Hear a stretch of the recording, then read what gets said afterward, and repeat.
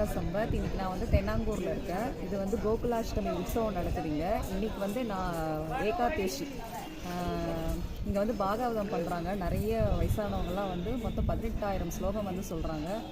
ரொம்ப நல்லா இருந்தது இன்றைக்கி அலங்காரம். குருவாயூரப்பன் அலங்காரம், புது பட்டு வேஷ்டி கட்டிந்து பெருமாள் வந்து அவ்வளோ சூப்பராக இருக்கார். இப்போ தான் நான் தரிசனம் பண்ணிட்டு வந்தேன். இன்னும் 2-3 நாள் உற்சவம் இருக்குது. முடிஞ்சால் வந்து பாருங்கள். கோயில் ரொம்ப அழகாக இருக்குது. சூப்பராக கார்டன்லாம் நல்லா மெயின்டைன் பண்ணியிருக்காங்க. இந்த கோவில் வந்து அதனோட கோபுரத்தோட அமைப்பே வந்து அவ்வளோ அழகாக இருக்குது.